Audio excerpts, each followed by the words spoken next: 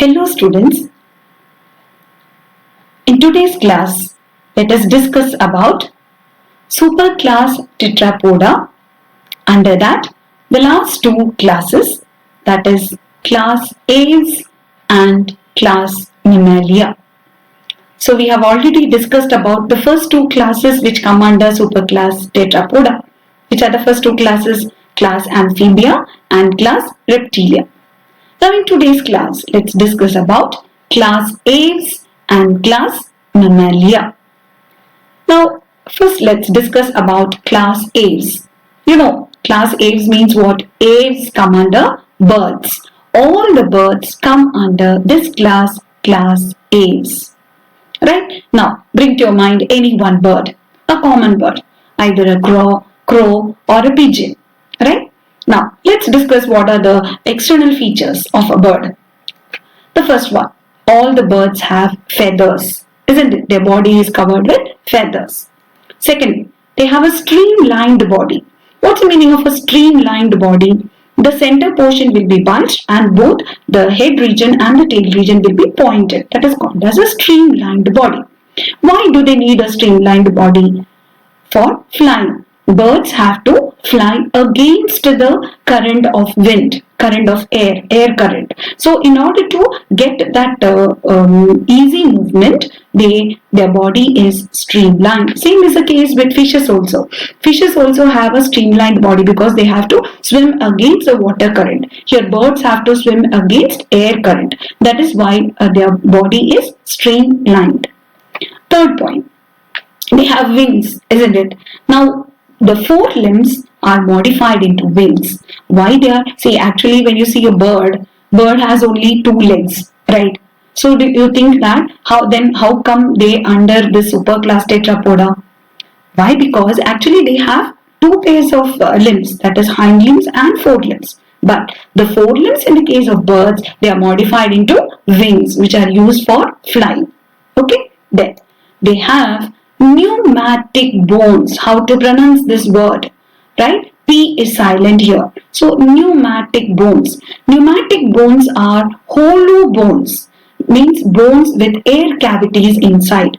So bones with air cavities help them to have a light body weight. If the body weight is more, then they cannot fly.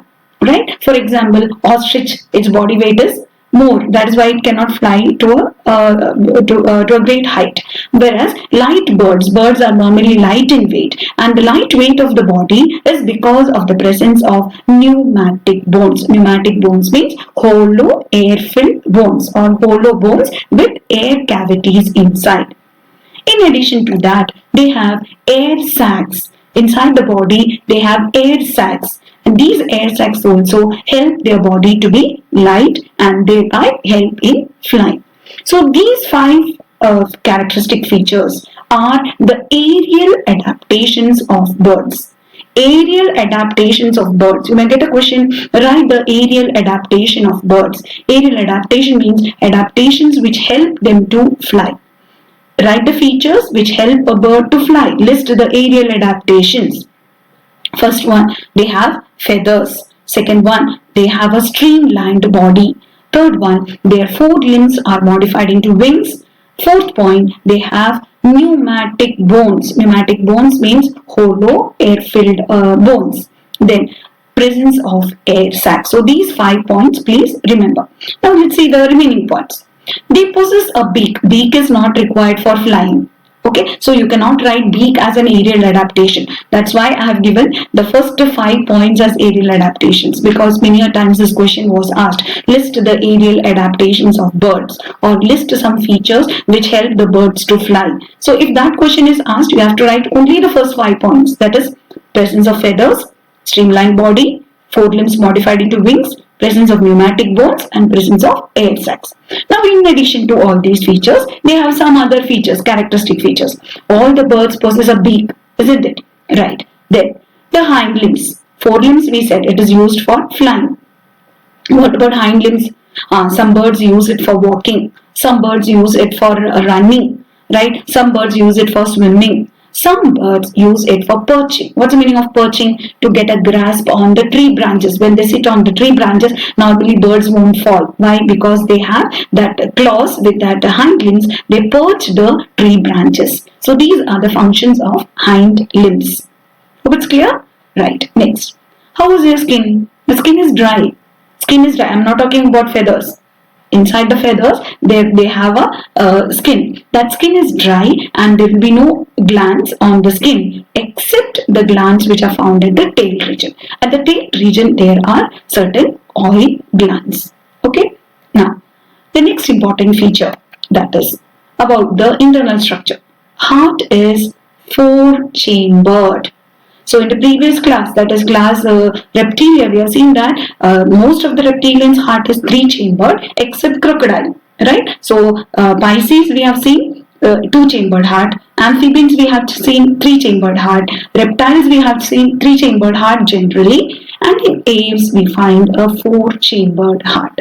Okay, two auricles and two ventricles. Now, aves are warm-blooded animals. Warm-blooded. The technical term, the biological term for warm-blooded animals is homeothermic. Homeothermic means their body temperature remains constant. The body temperature does not change according to their surroundings. It will be always the same. Such animals are called as warm-blooded or homeothermic. Right? So class amphibia. Sorry, yes, first class species. Okay, let's start from superclass species. Superclass species, we have seen that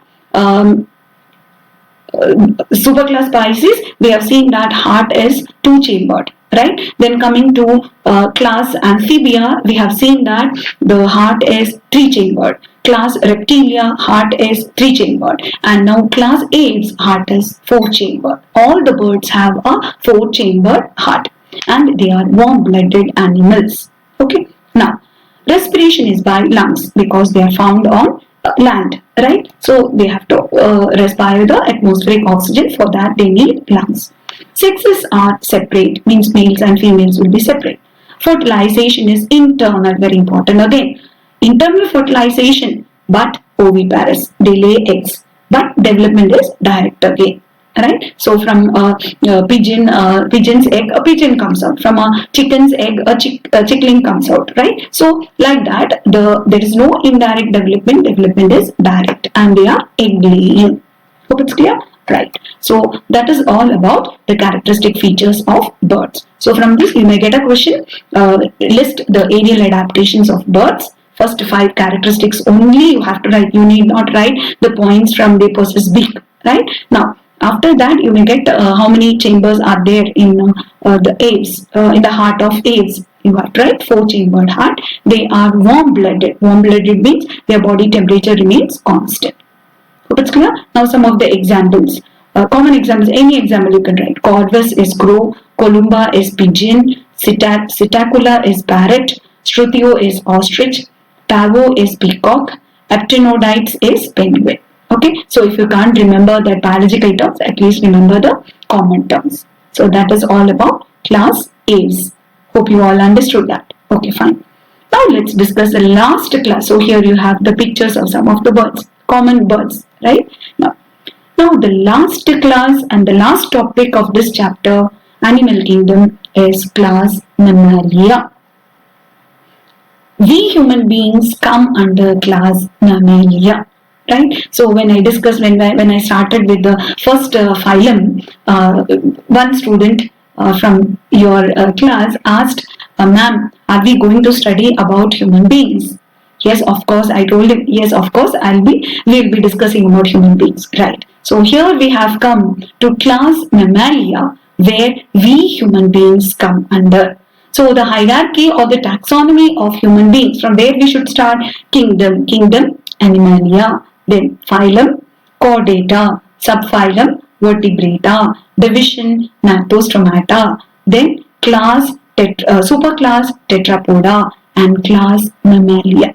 So that is a hierarchy of human beings. And then genus, Homo, species, sapiens. So that order thing is complete.